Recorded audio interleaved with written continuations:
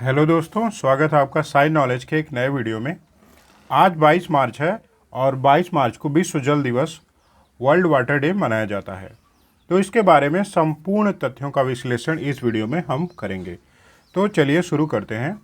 इसका आरंभ 1992 में ब्राज़ील के रियो डी जेनेरियो शहर में एक कॉन्फ्रेंस आयोजित हुआ था, जिसका नाम United nation conference on environment and development था, जिसको आप अर्थ समिति कहते हैं, में इसकी पहल की गई थी। वर्ल्ड वाटर डे की पहल की गई थी और अगले ही वर्ष यानी 1993 से यूएन द्वारा 22 मार्च से पूरे विश्व में इसे मनाए जाने की घोषणा की गई और शुरुआत की गई।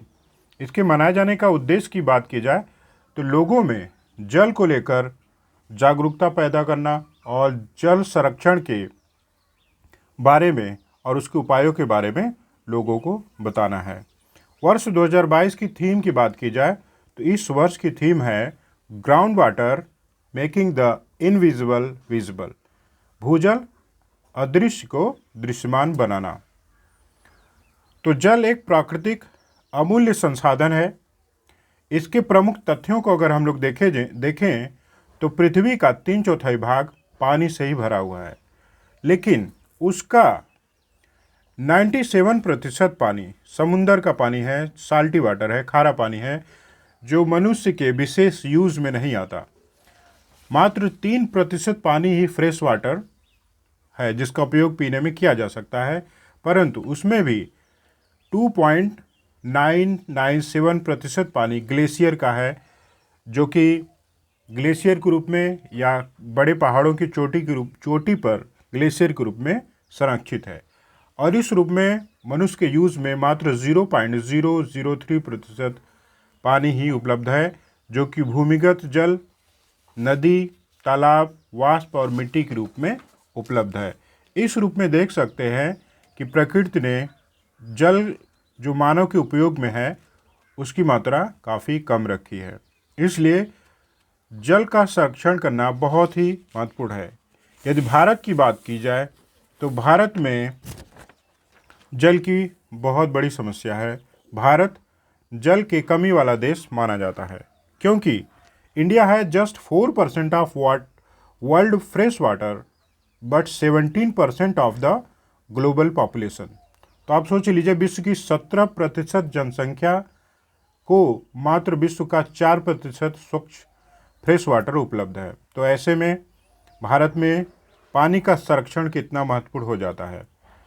और जल की गुणवत्ता की बात की जाए तो जल गुणवत्ता सूचकांक में भारत का स्थान 122 देशों में 120वां है, अर्थात बहुत ही खराब स्थिति जल की है, क्योंकि जो पेयजल है उसका 70% WHO के मानकों के अनुकूल नहीं है। 70% जल प्रदूषित माना जाता है। कुछ नीति आयोग की रिपोर्ट देख लें। NITI Aayog composite water management report जारी करता है। इसके अनुसार 2020 तक 21 शहरों को जल संकट का सामना करना पड़ेगा, जो कि वर्तमान में हो रहा है। 2030 तक लगभग 40% भारतीयों के पास स्वच्छ पेयजल तक पहुंच नहीं होगी, जल संकट का सामना करना पड़ेगा। वहीं 2017 में यूनिसेफ की रिपोर्ट आई थी, उसमें बताया गया था कि भारत के जो महत्वपूर्ण 700 जिले हैं उसमें से लगभग 256 जिलों में भूमिगत जल का पूर्ण दोहन हो चुका होगा। आज दिल्ली और मुंबई जैसे शहरों में देख सकते हैं, वहाँ भूमिगत जल उपलब्ध नहीं है। वहीं वर्ल्ड वाइड फंड की रिपोर्ट आई थी कि 2050 तक 30 भारतीय शहरों में गंभीर पानी का संकट उत्पन्न होगा। दोस्तों, भारत में पानी का यूज़ देख लें।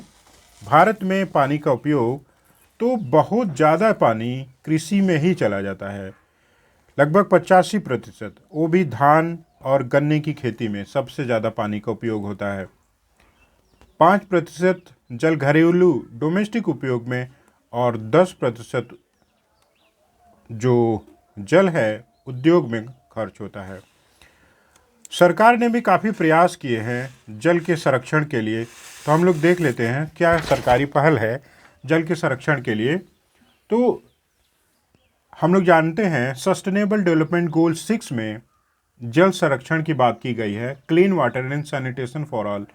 तो उसको प्राप्त करने के लिए सरकार ने बहुत से पहल की हैं जो पहले से भी चली आ रही हैं। उसमें सबसे महत्वपूर्ण है जल जीवन मिशन, हर घर जल, जो सरकार का लक्ष्य है 2024 तक प्रत्येक घर में टैप वाटर उपलब्ध कराना। दूसरा है महत्वपूर्ण से जल शक्ति अभियान, कैच द रेन कैंपेन, जो कि बारिश के पानी को संरक्षण करने के लिए चलाया जा रहा है। स्वच्छ भारत मिशन में भी जो गंदा पानी है उसके उपचार की व्यवस्था की जा रही है। मनरेगा में तालाब बनाना और कुएं बनाना भी शामिल है, जिसके तहत जल का संरक्षण होता है। और इसके बाद राष्ट्रीय जल मिशन भी चलाया जा रहा है, जो कि 8 प्रमुख राष्ट्रीय मिशनों में से एक है। इस रूप में सरकार की तरफ से महत्वपूर्ण प्रयास किए जा रहे हैं, लेकिन जल की सुरक्षा तभी हो पाएगी, जल संरक्षण तभी हो पाएगा जब प्रत्येक व्यक्ति जो जल का उपयोग करता है वो जागरूक हो और जल बचाने की दिशा में प्रयासरत रहे। ठीक है दोस्तों, मिलते हैं हम लोग एक अगले महत्वपूर्ण वीडियो में। तो वीडियो को आप लाइक ज़रूर करिएगा, शेयर ज़रूर करिएगा, सब्सक्राइब करिएगा। Thank you.